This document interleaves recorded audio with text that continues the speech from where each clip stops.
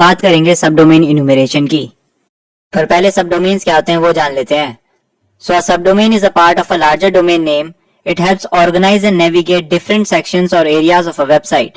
In a web address, the subdomain appears before the main domain name.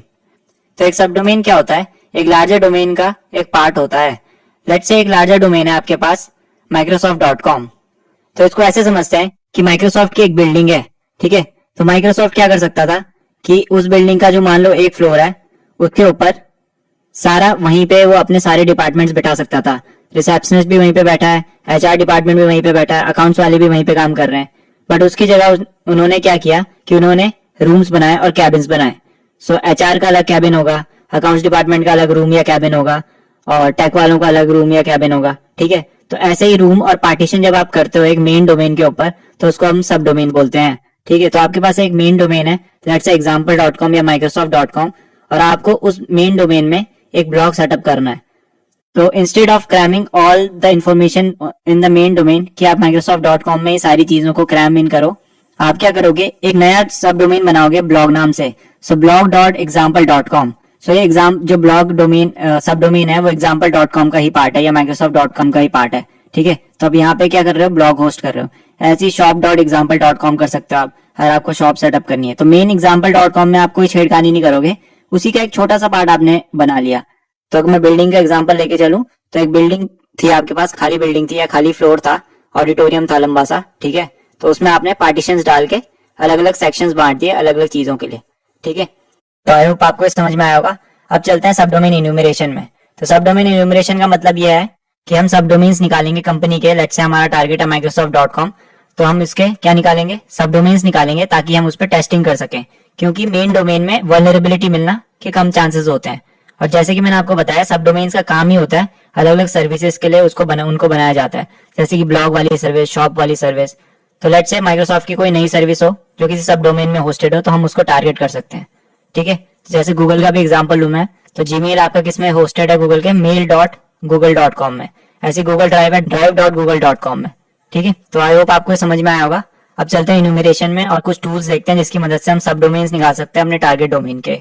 Alright, सो मैं आ गया अपनी काली machine में यहाँ पे, और मैंने टर्मिनल स्पॉन कर लिया है, ठीक है। तो मेरे पास यहाँ पे एक टूल है सब डोमेन निकालने का, जिसका नाम है सब फाइंडर। तो मैं अगर यहाँ पे लिखूँ सब फाइंडर, तो यहाँ पे मुझे प्रोजेक्ट डिस्कवरी द्वारा ये टूल है, ठीक है। तो इसमें कुछ नहीं करना मुझे, इसको यूज करने के लिए सब फाइंडर लिखूंगा मैं, और एक सिंपल सा फ्लैग लगाऊंगा -d करके फॉर डोमेन, और उसके बाद मैं अपना टारगेट डोमेन दे दूंगा। तो लेट्स से माइक्रोसॉफ्ट मेरा टारगेट डोमेन है, सो microsoft.com, और मैंने एंटर किया। अब ये इन्यूमरेट करेगा सारे सब डोमेन्स को, पैसिवली इन्यूमरेट करता है ये गूगल और अदर टेक्निक्स की मदद से, अदर जो सर्च इंजन है उनके थ्रू ये ढूंढेगा, या डीएनएस का यूज लेगा। और देखो इसने मुझे इतनी जल्दी रिजल्ट्स लाके भी दे दिए। सो कितने डोमेन निकाले हैं इसने, सब डोमेन्स 8226 यहाँ पे सब डोमेन्स मुझे मिले हैं। सो ये बहुत लंबी लिस्ट है, ठीक है। सो जब भी आप बग बाउंटी वगैरह करते हो, तो सबसे पहले आप सब डोमेन्स ही निकालते हो किसी भी कंपनी के। क्यों? क्योंकि मैंने आपको बताया अलग अलग सब डोमेन में अलग अलग सर्विसेज चल रही होंगी। यहाँ देखो, जैसे एक ये मुझे मिला है sasservices.microsoft.com। तो ये क्या है, SaaS रिलेटेड कुछ software as a service related कुछ माइक्रोसॉफ्ट का यहाँ पे कोई सर्विस चल रही होगी, ठीक है। तो ऐसे आपको मेल से रिलेटेड कुछ आपको मिल गए, ठीक है। तो इनको आप क्या करोगे, सारे सब डोमेन्स में जाएंगे हम, और उसके बाद हम देखेंगे कि इनमें से इसका भी ऑटोमेटेड वे होता है इसमें जाने का, ठीक है। और इसके बाद हम देखेंगे कि कौन से इनमें से इजी विन हो सकता है हमारे लिए, कोई लो हैंगिंग फ्रूट हो सकते हैं जिसमें हम इजीली वल्नरेबिलिटी निकाल के अंदर घुस सकते हैं माइक्रोसॉफ्ट के सर्वर्स में, ठीक है। तो ये सारे हमारे पास आ गए हैं। सिर्फ 2 से 3 सेकंड के अंदर इसने मुझे 8000 से ऊपर सब डोमेन्स निकाल के दे दिए। सो ग्रेट टूल है ये सब फाइंडर, ठीक है। अब चलते हैं अपने दूसरे टूल के ऊपर। ऑलराइट, सो जो दूसरा टूल है मेरे पास वो है सब डोमेन फाइंडर। तो ये वेबसाइट है subdomainfinder.c99.nl, ठीक है। तो यहाँ पे मैं अपना टारगेट डोमेन दे देता हूँ, so that is microsoft.com, and if I hit on start scan, तो ये स्कैन परफॉर्म करेगा इसमें और सब डोमेन्स निकाल के देगा मुझे माइक्रोसॉफ्ट के। तो एक दूसरा अल्टरनेटिव है सब फाइंडर का, तो इसको होने देते हैं। जैसे ही रिजल्ट्स निकलेंगे will see what it find out. Alright, so Microsoft के सब डोमेन निकालने के लिए बहुत ज्यादा टाइम ले रहा था। So I tried on another domain that is paytm.com, और मुझे यहाँ पे इसके सब डोमेन्स इसने इंस्टेंटली दे दिया निकाल के। सो स्कैन डेट अभी की है, ठीक है, एंड सब डोमेन्स फाउंड 164 सब डोमेन्स ने निकाल के दिए हैं मुझे। Most use IP is this particular thing, and और अगर मैं यहाँ पे सब डोमेन्स चेक करूँ जो उसने निकाल के दिए मुझे, तो accounts.paytm.com, apipayouts.paytm.com और blog.paytm.com, ऐसे बहुत सारे इसने निकाल के दिए हैं। ठीक है, एक बेस्ट चीज इस पर्टिकुलर टूल की है कि ये क्लाउडफ्लेयर का स्टेटस भी बताता है कि if the target domain is using और सब डोमेन इज यूजिंग क्लाउडफ्लेयर और नॉट। तो यहाँ पे मैं बता देता है ये, तो ऐसा मुझे दिख नहीं रहा है। देखो एक में है जिसमें क्लाउडफ्लेयर यूज कर रहे हैं, मेन पेटीएम की जो वेबसाइट है paytm.com में, उसमें क्लाउडफ्लेयर टनलिंक का यूज कर रहे हैं।